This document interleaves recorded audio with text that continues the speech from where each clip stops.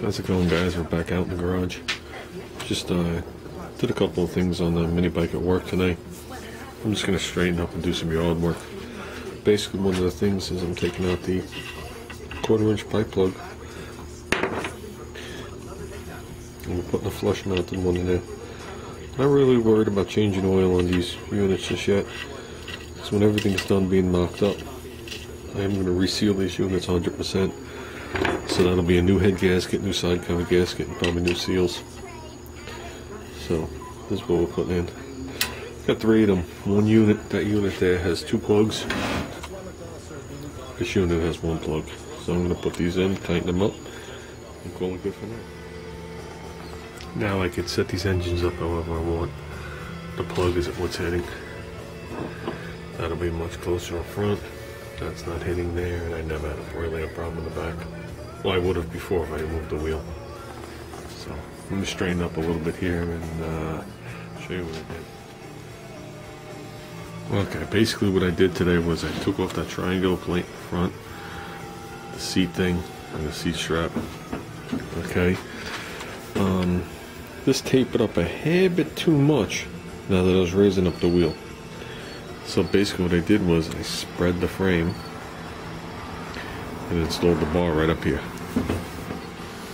So I left the back of the frame visibly nice. I mean, I could have put the bar here, I could have put it there, but I figured if I set it forward of the curve, it would look decent. So it's a thick wall pipe, it's not conduit. I've used this pipe on something else before, I don't remember what. But I think I spread it a little over 1/2 inch to get my 1/8 of an inch down here. And now the wheel just sits in, floats in there like it should. So, someone's texting me. And I also nipped off the front bracket for the fender. George had made the suggestion of putting a small bicycle wheel on the front, which I had thought of right off the bat. Problem is this is wider than a bicycle, and I know you could take the shaft out of a bicycle. It's basically just threaded rod, and you set the jam nuts up to do the preload on the bearings. But then that gives you an area about this big. Okay, they have to do something with. And the only way to really achieve it is if I got spaces that fit in here, okay, to take up the difference. And then you got to sit there, and I would have to put the wheel in there, slip the threaded rod through there, and play the whole hokey game. And I don't think I want to do that. I don't think I want to go down the block at 40 miles an hour or so on a bicycle wheel. So I know they make ones with stronger axles, but I like my big and little. That's what we're sticking with. So, but thanks for the suggestion. I had thought of that. I just got to think of safety. Well, that's it, guys. Give me a couple minutes here. Well, we've talked about these handlebars. I know Musty One wants these handlebars when I'm done with them. Well,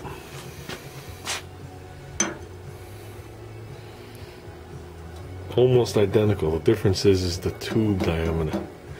This diameter is a little bigger, but they're the same shape. Okay?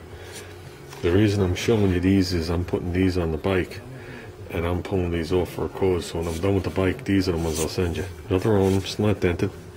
We need a little bit more of a cleaning. And these are off an exercise bicycle too that I bought when Junior was 6.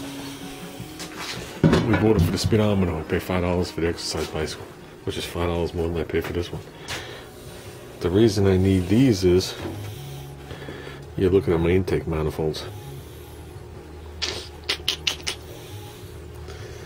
Look at it, nipping it, flanging it, coming up over the motor, probably coming out around the motor, on top of the motor, but to the side for a little, just for a little visual.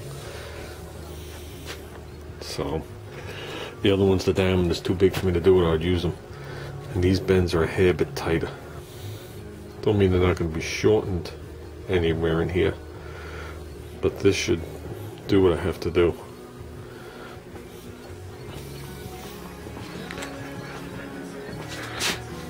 Look at it coming up and laying right on top of that one. I'm sure it's going to take a little tweaking of that pipe, how it goes into the flange. It might have to go into the flange a little cocked to do it, but that's what we're going to go for.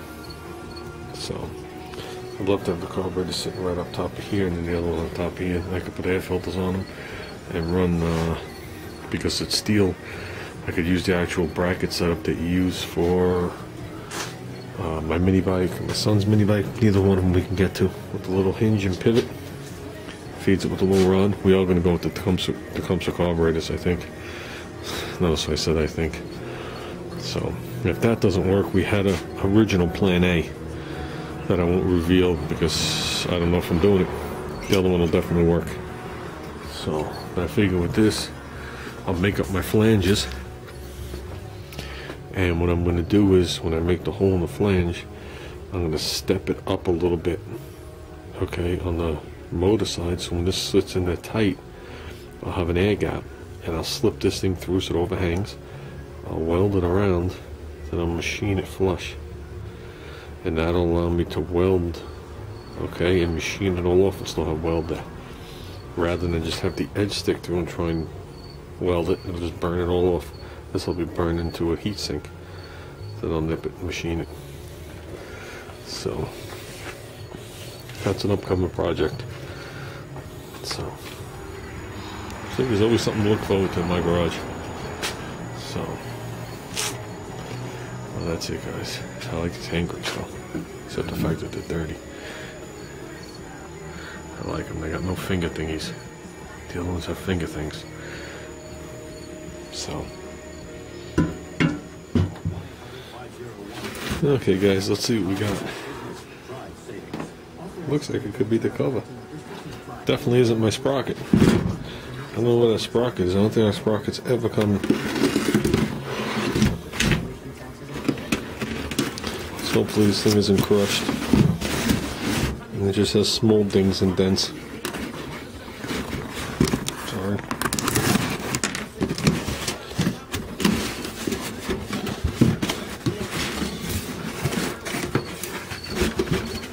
Talk about something in the box. I would never ship something like this.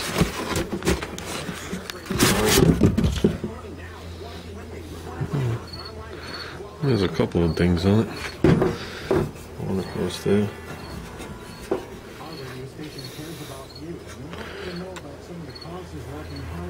So there's the little deflector to go against the governor.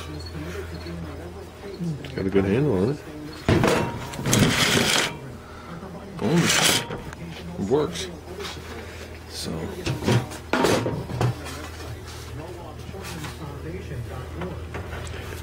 don't know if you guys can't see, but it looks like it matches it. And that one has a dent on the top too. So this engine is manufactured especially for home light with a cast iron cylinder sleeve liner, Stellite exhaust valve and seat, exhaust valve rotator, ball type main bearing, dual element heavy duty air cleaner. Sounds like this motor right here. Exactly. Wow. So I guess Home Light had their own specifications. Let's light it on there and flip it around, take a look.